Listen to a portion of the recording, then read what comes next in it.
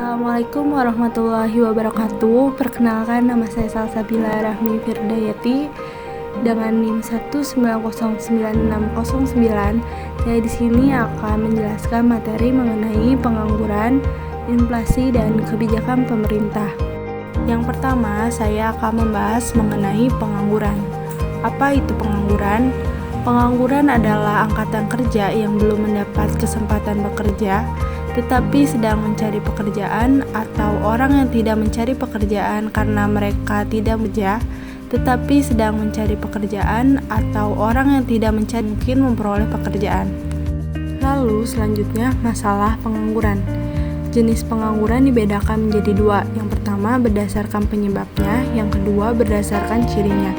Nah, sekarang yang akan dibahas yaitu jenis pengangguran berdasarkan penyebabnya.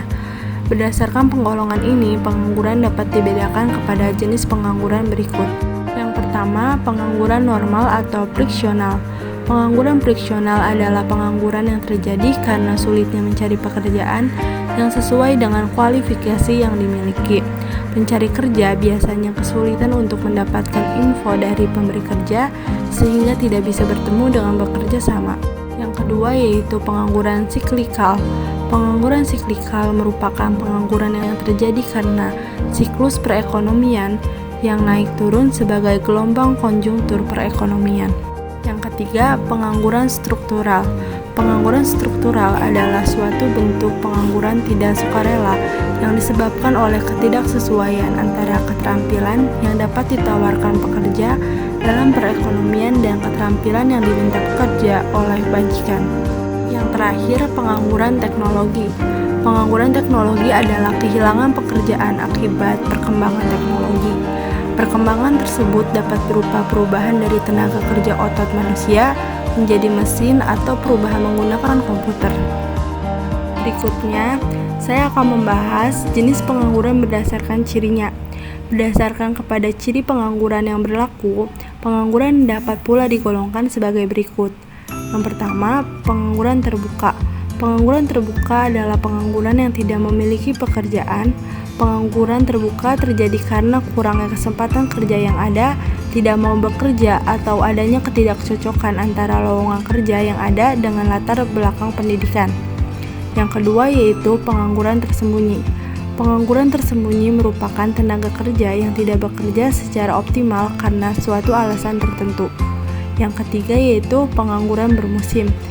Pengangguran bermusim adalah pengangguran yang terjadi disebabkan karena adanya perubahan musim di suatu negara. Contoh pengangguran musiman yaitu petani banyak yang menganggur pada musim kemarau karena tidak ada air untuk mengolah sawah dan akan mengolah kembali sawah pada musim hujan. Selanjutnya, ada tujuan kebijakan pemerintah untuk mengatasi pengangguran dibagi menjadi dua. Yang pertama, tujuan bersifat ekonomi. Yang kedua, tujuan bersifat sosial dan politik. Nah, tujuan bersifat ekonomi ini untuk mengatasi pengangguran didasarkan kepada pertimbangan-pertimbangan yang bersifat ekonomi, yaitu dengan cara menyediakan lowongan pekerjaan, meningkatkan taraf kemakmuran masyarakat, memperbaiki pembagian pendapatan. Sedangkan tujuan bersifat sosial dan politik untuk mengatasi pengangguran didasarkan kepada pertimbangan-pertimbangan yang bersifat sosial dan politik, yaitu dengan cara meningkatkan kemakmuran keluarga dan kestabilan keluarga, menghindari masalah kejahatan, dan mewujudkan kestabilan politik. Materi selanjutnya yaitu inflasi. Apa itu inflasi? Inflasi merupakan suatu proses meningkatnya harga-harga secara umum dan terus-menerus. Kenaikan harga dari satu atau dua barang saja tidak dapat disebut inflasi, kecuali bila kenaikan itu meluas pada barang lainnya. Selanjutnya, masalah inflasi. Jenis-jenis inflasi. Berdasarkan kepada sumber atau penyebab kenaikan harga-harga yang berlaku, inflasi biasa dibedakan kepada 3 bentuk berikut. Yang pertama, inflasi tarikan permintaan. Inflasi tarikan permintaan disebabkan naiknya permintaan total yang berlebihan sehingga terjadi perubahan harga. Yang kedua, inflasi desakan biaya. Inflasi desakan biaya atau inflasi dari sisi penawaran adalah Inflasi yang terjadi sebagai akibat dari adanya kenaikan biaya produksi yang pesat dibandingkan dengan tingkat produktivitas dan efisiensi sehingga perusahaan mengurangi suplai barang dan jasa.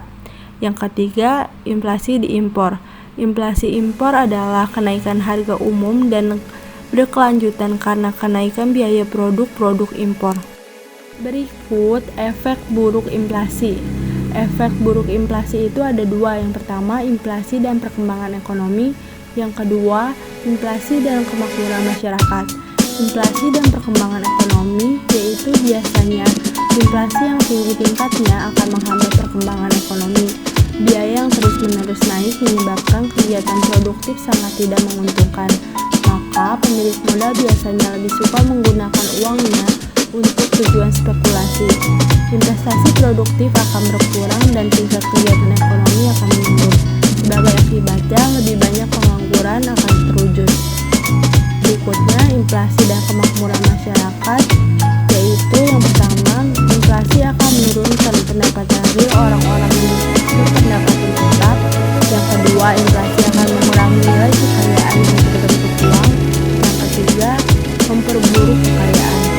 Materi terakhir yaitu kebijakan pemerintah. Kebijakan pemerintah itu ada tiga. Yang pertama, kebijakan fiskal. Yang kedua, kebijakan moneter. Yang ketiga, kebijakan segi penawaran. Nah, kebijakan fiskal yaitu langkah-langkah pemerintah membuat perubahan dalam bidang perpajakan dan pengeluaran pemerintah dengan maksud untuk mempengaruhi pengeluaran agregat dalam perekonomian. Sedangkan kebijakan moneter yaitu langkah-langkah pemerintah yang dilaksanakan oleh Bank Sentral. Di Indonesia, Bank Sentral adalah Bank Indonesia untuk mempengaruhi atau mengubah penawaran uang dalam perekonomian atau mengubah suku bunga dengan maksud untuk mempengaruhi pengeluaran agregat. Yang terakhir, kebijakan segi penawaran bertujuan untuk mempertinggi